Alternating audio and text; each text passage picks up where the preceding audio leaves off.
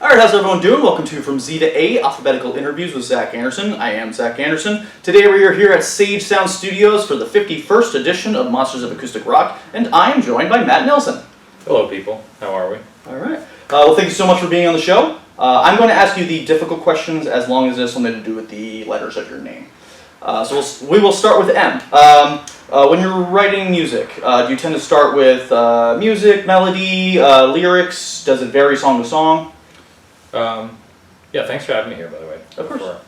I think it varies song to song, but typically it's actually lyrics. All right. I have a song, Waterfront, where I was driving home, and the first line is just, I'm driving back to Waterbury at 3.5 TD, and that's literally just a thought I had.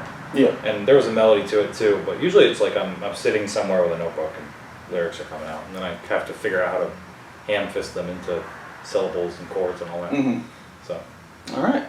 And how much does an audience affect your set? Do you tend to plan things out ahead of time and stick with that, or depending how they react to certain songs, do you tend to change things up? I think it depends on what's going on. I mean, if it's like an open mic, maybe I'll glance at the crowd and think like, oh, which one will play the quote unquote play the best. But like, I'm not an A&R guy. Like, I don't really know. So typically, I'll just like have an idea of what I want to play, and I'll do that. Especially like on the open mic scene, because it's like I'm constantly writing, so like I use those just to like try out new songs. Sure. For a set like tonight, like I'll typically set a set, like I'll be a little intentional about it, and then I'll go from there. Yeah. All right. And what types of music did you grow up listening to, and has it influenced your style of music, or have you gone in a kind of a different direction with it? That's a good question. I grew up, my dad is a child of like the 50s and 60s, so I listened to like all the classic stuff, like Elvis, a lot of like Motown stuff. All right. My mom's favorite band is like the Eagles, so like, and almost like exclusively the Eagles. It's kind of weird, but we listened to a lot of that stuff. I grew up on classic rock a lot too, like Led Zeppelin. I was obsessed with them. As I got older into like picking my own music and stuff, I got really big into grunge. All right. And I think that actually influences a lot. Weirdly enough, like some of the chord voicings are kind of grungy. Yeah. You know, and some of like the chord progressions are a little like dark and moody, which is probably ode to grunge. So I would say so. Yeah. No. Yeah. Nice. And what themes or topics do you tend to write about in your songs? Well, I mean, as of now, I have 10 songs that are like quote unquote done and like I'm releasing. So, and these ones are very personal. So I'd say like. Typically whatever I have going on, like they're very topical to whatever I'm experiencing at the time. So Waterfront, like I mentioned, is a very personal song. It's kind of like, it started off with that one line and then it ended up growing into this like concept of imagining my house being a waterfront property after climate change and all that. Which is not, I have like a reputation among my songwriter friends of like writing the sad songs. I don't think they're all sad though. I did work in like a cubicle and was losing my mind for a while, so a lot of them reflect that. So. All right, and you did mention you have a new album coming out. Please tell me about it. Sure. It's called On the Breeze. Today is what, October 19th? 20th. 20th? So close. Yeah. It's coming out the 11th of November, so a few weeks. I didn't check the calendar. I didn't realize it's a Veterans Day, so I'm kind of competing with them on that one. But yeah, I recorded it in my bedroom. Aside from 2 songs, shout out to Brian Sears.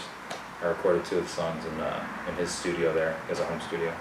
And the rest of it I just mixed and mastered in my bedroom like on my laptop. Just lost my mind for 6 months trying to perfect it.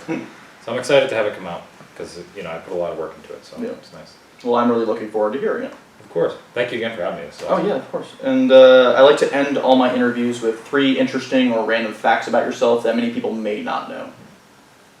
People are always surprised that I do like jujitsu, because like I do the sensitive singer-songwriter thing, and most people don't know what it is. Right. So they're like, "Oh man, do you hit people?" I'm like, "No, I don't." So that's one. I guess just my interest in sports in general is kind of like surprising. Maybe not right now because I look like I'm in the military with this haircut. Sure. But no, yeah, I like sports. I like UFC. I like baseball, all that stuff.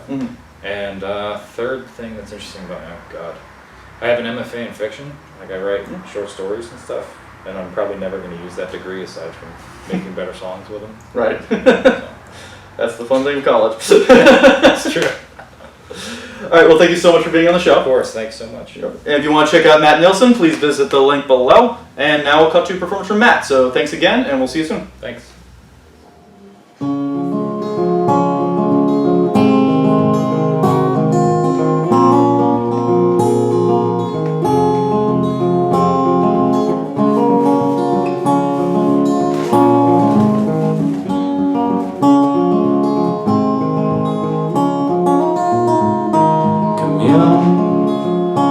With a liquid moon above, this life could be a bluff, a parody,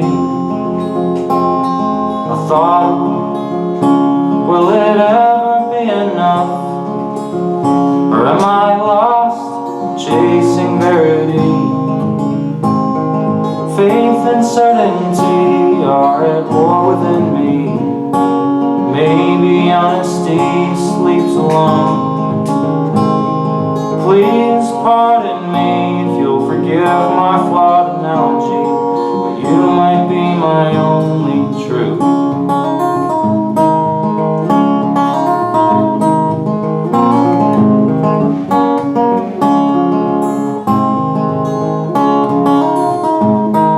Youth, always wasted on the young. Am I the only one who disagrees?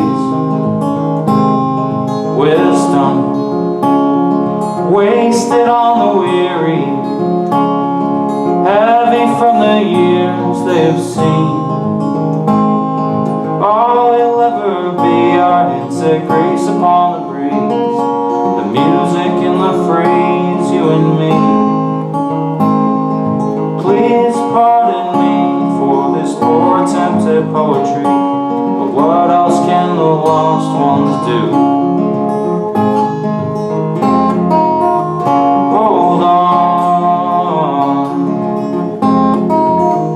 Hold on, don't forget you're not the only one.